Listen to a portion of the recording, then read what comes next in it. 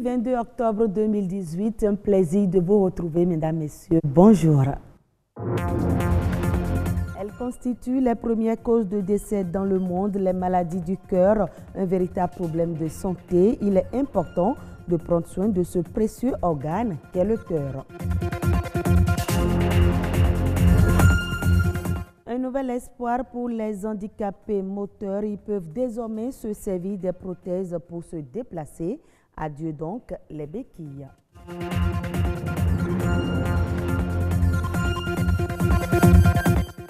Très prisé, le fromage à base de soja est aujourd'hui ancré dans les habitudes des Béninois.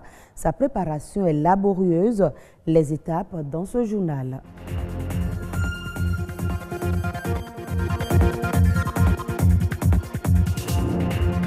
Démarrons ce journal par une nouvelle brève. Le Bénin obtient son premier prêt commercial international d'un montant de 260 millions d'euros. Ce prêt va servir à rembourser des dettes domestiques au coût élevé, plus de 7%, et à la maturité courte, en moyenne 2 ans. Les économies générées sur le service de la dette vont servir à financer les dépenses sociales prioritaires comme les cantines scolaires.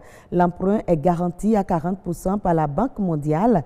Il est assuré à 60% par l'Agence pour l'assurance du commerce en Afrique, une organisation multilatérale spécialiste de l'assurance crédit en Afrique. L'objectif, selon le ministre de l'Économie et des Finances, est de diversifier les financements du pays et d'être toujours plus innovant. Centrale de l'irrigation sanguine, le cœur est plus que le centre des émotions. Pour plusieurs raisons, ce précieux organe peut souffrir de nombreux dysfonctionnements. Quels sont les facteurs de risque des maladies cardiovasculaires et comment les prévenir? Au reportage Ghislain Ronkponou, Marianne Bossemedi. Le cœur. C'est un organe essentiel dans la vie de tout homme et le corps humain ne peut fonctionner en son absence. Lorsque le cœur ou les vaisseaux sanguins sont atteints d'une maladie, on parle de cardiopathie ou de maladie cardiovasculaire. Il y a plusieurs formes de cardiopathie. Il y a les cardiopathies acquises qu'on peut acquérir après la naissance, c'est-à-dire au cours de la croissance ou bien au cours de la vie adulte. Il y a les cardiopathies congénitales. C'est les cardiopathies avec lesquelles naissent les individus. Au-delà de l'hypertension artérielle qui touche un Béninois sur 4, le tabagisme et la consommation d'alcool, plusieurs autres facteurs de risque peuvent conduire à une maladie cardiovasculaire. Nous pouvons parler du diabète. Il y a la sédentarité, le fait de ne pas faire assez d'exercice physique ou de rester tout le temps sur place. Et aujourd'hui, on identifie un facteur de risque cardiovasculaire qu'est la pollution. Comme ce patient, plusieurs usagers consultent un cardiologue suite à des malaises répétés.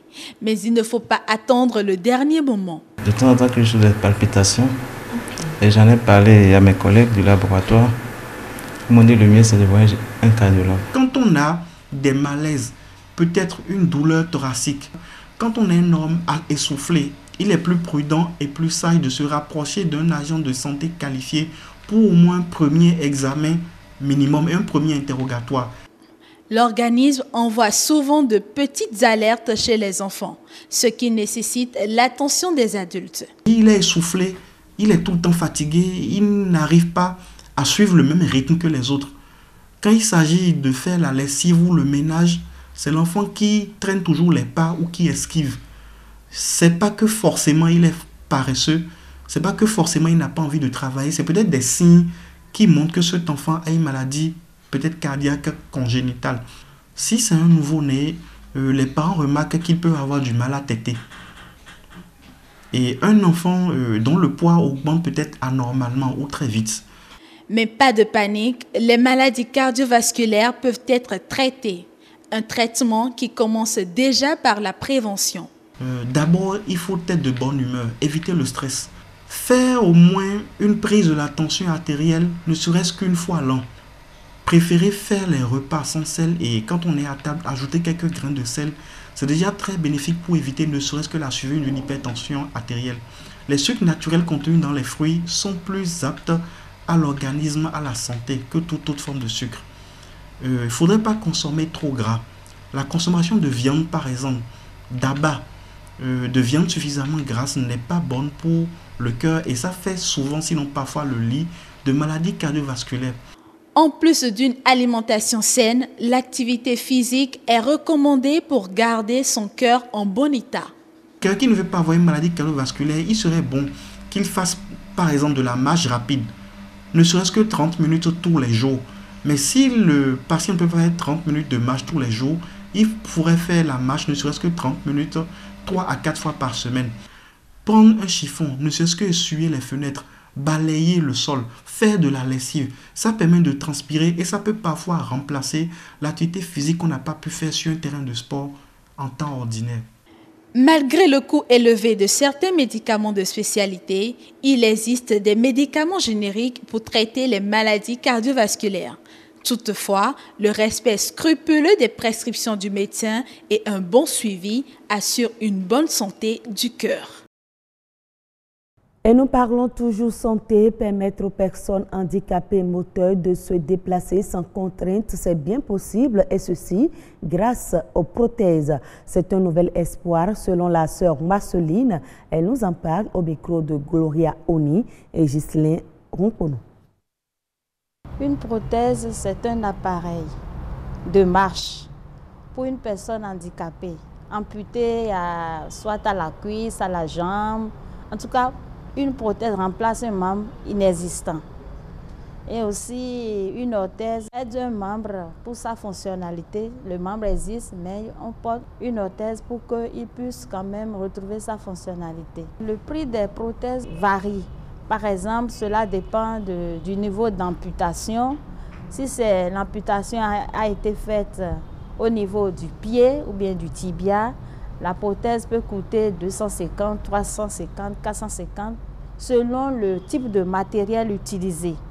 Et si c'est au niveau de la partie de la cuisse, une prothèse peut trouver 500, 600, voire 1 million, 2 millions. Si un patient vient, il faudrait qu'on étudie vraiment s'il a vraiment besoin d'un appareil, d'une prothèse par exemple. Il y a des patients qui n'ont forcément pas besoin d'une prothèse. Les personnes âgées, une personne âgée amputée par exemple, vu son âge, est-ce qu'il pourra vraiment s'en servir ou bien on lui trouve carrément un fauteuil roulant. Mais s'il a vraiment besoin d'une prothèse, on encourage cela parce que plus il a sa prothèse, plus il devient indépendant. Il n'est plus sous la charge d'autres personnes. Parce qu'il y a des personnes amputées de 78 ans, 80, quand ils viennent pour une prothèse alors qu'ils ne peuvent même pas faire le pas, ou bien c'est déjà après amputation, ils n'ont pas fait la rééducation, le reste du pied, c'est-à-dire le moyon, on appelle ça, la partie restante après l'amputation est flasque, ça n'a pas de force, le patient n'a pas du tout la force pour pouvoir retrouver sa mobilité. Ce n'est pas la peine de l'encourager à porter une prothèse, sinon il va vous jeter la prothèse.